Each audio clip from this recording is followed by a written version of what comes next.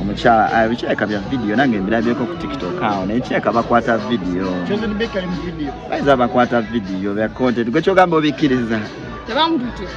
suubira wamukubidde kasimu kasimu nakakubyeko nga takakwata ge mazima nze nedowooza nkireka bya content ate era nga bw'omanyi ebyabakyala bino kubanga kusaba visa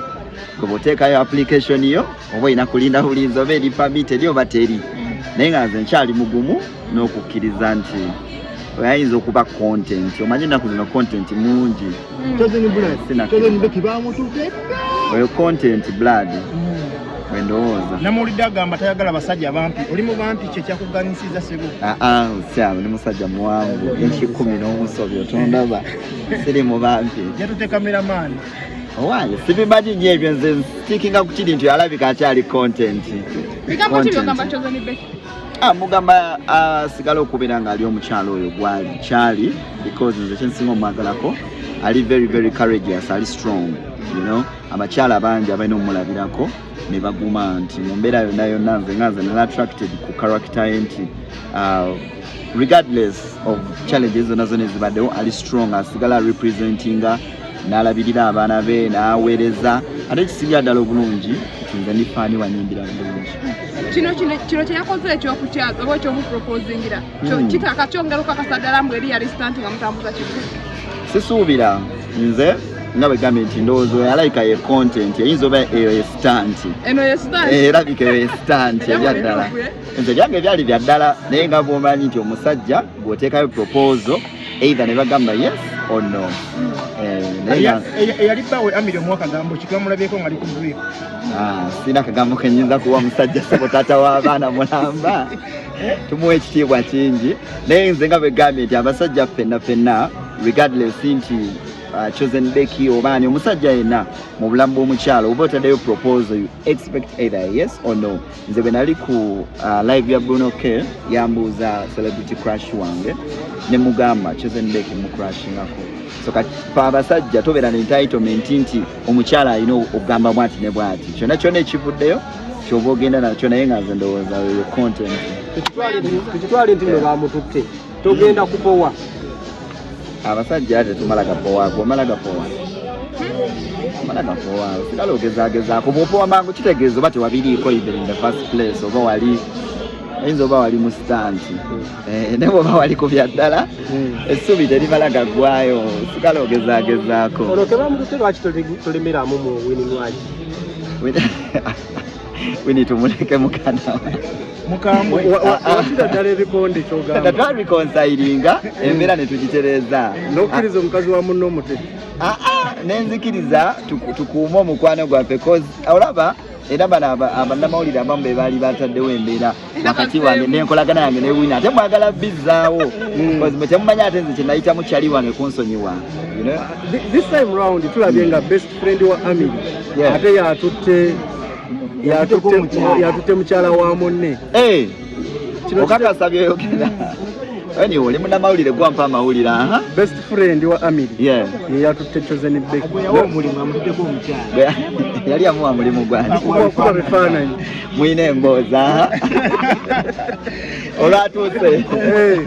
omukyala n'amutwala gwe ng'omusajja kino kitegeeza kiryoli nze kyendowooza buli muntu alina eddembe lye alina okulonda gw'ayagala oba mukubi wa bifaananyi oba akola ky'omulimu si kikulu nnyo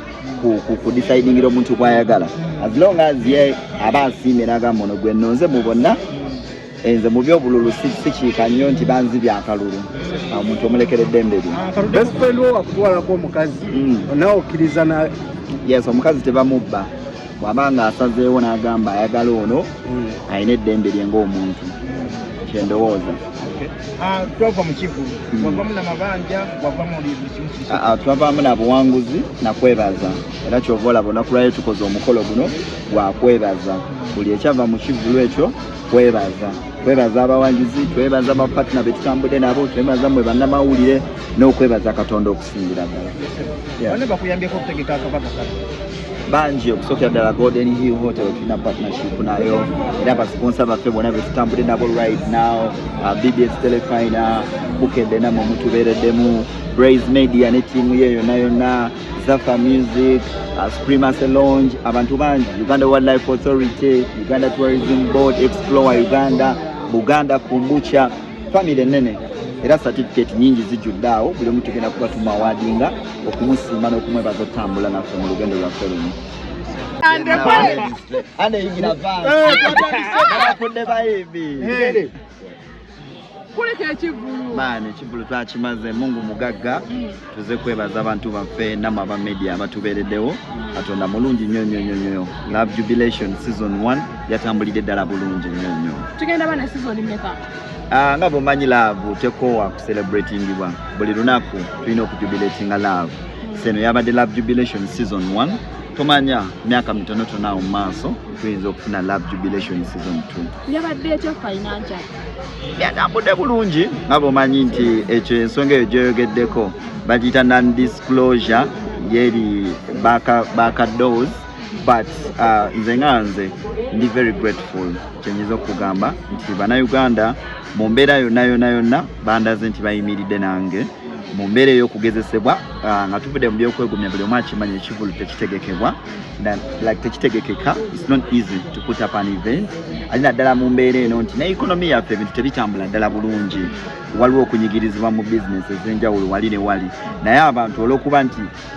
okwagala kwabaddewo oli neyerekereza ssente z'alinawo mu mbeera yonna enyigiriza n'ajja ku Serena n'ateekamu emitwalo 10 oli n'asasula emmeeza ya million 3. I can't take that for granted. Ebyaddala ndi musanyufu nnyo simanyi ngeri gye nnyinza kubalaga kusanyuka kwange n'ekyovola olaba mbakoowodde bannange mutuuseyo eddoboozi lyange nti ndi musanyufu nnyo ate ndi musiimu nnyo. Bingi ebyabaawo nga tunateekayo ekivulu ekyo nga okirangira tebagamba mbuno Serena weewanise wagenze wakiyinza okusala obagamba ki? Mwana nga bw'omanyi era ebyange ebigambo bitono nnyo ebikolwa bye bisinga so kati baboogera babaayo era tubawulira naye tugezaako obutabawa nnyonnyo budde netteeka amaanyi gaffe mu bikolwa so kati buli yabadde alowooza nti oba twewanika oba twali tetutuuse ebikolwa byogera okusinga ebigambo kati mba musabira busabizi Mukama mutaasa omutima bwe bityo. Ye bannange omukyala nga